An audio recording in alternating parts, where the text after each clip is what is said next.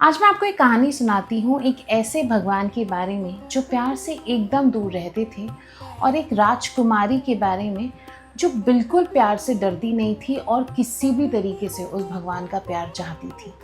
मैं हूँ मिस मधुर और ये है आपका स्टोरी टेलिंग पीरियड। मैं बात कर रही हूँ शिव जी और पार्वती जी। शिव जी जो एक वैरागी थे वो प्यार से एकदम दूर रहते थे क्योंकि उनकी पहली वाइफ थी सती जो ये दुनिया छोड़ के चली गई थी। फिर शिव जी ने सब कुछ त्याग दिया, ऑल सोसाइटल ऑब्लिगेशंस, और वो चले गए हिमालय पर्वत की तरफ ताकि वहाँ पे वो सिर्फ और सिर्फ साधना कर सके। अब स्वर्ग में जहाँ पे सारे भगवान रहते हैं वहाँ पे क्या हुआ कि एक डीमन था तारकासुर। उस डीमन ने सारे भगवान को डिफीट कर दिया था। अब उसको मारने के लिए किसी ने उनसे कहा कि सिर्फ शिव जी का बेटा उस डीमन को मार सकता है, लेकिन शिव जी के पास पहुंचेगा कोई कैसे। तब उन सब की नजर पड़ी पार्वती जी पे।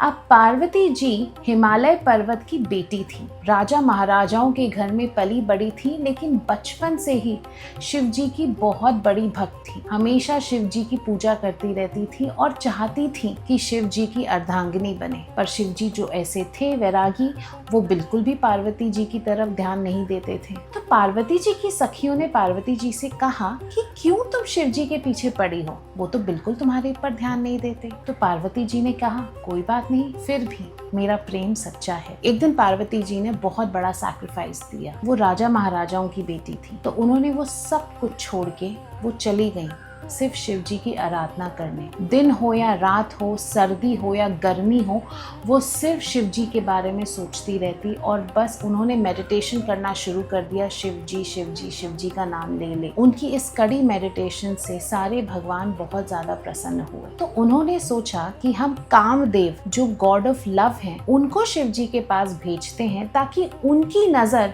पार्वती जी पे पड़े। अब कामदेव जो गॉड ऑफ लव है बहुत डरते डरते शिव जी के पास गए क्योंकि उन्हें डर था कि शिव जी तो गुस्सा हो जाएंगे, अपनी तीसरी आंख खोल देंगे तो पता नहीं मेरे साथ क्या करेंगे। पर फिर भी उन्होंने अपने देवताओं फ्रेंड्स की बात मानी और वो गए शिव जी के पास और उनके पास एक तीर था। अब वो तीर से क्या होता है कि वो तीर किसी पे भी पड़ता है ना तो उस को प्यार हो जाता है। तो उन्होंने वो फूलों का तीर शिव जी पे मारा। शिव जी की आंखें खुली और खुलते से उन्हें बहुत तेज गुस्सा आया। अब कामदेव जी डर के मारे चले गए वहां से और शिव जी की नजर एक बार पार्वती जी पे पड़ी और वो वापस अपने ध्यान में चले गए।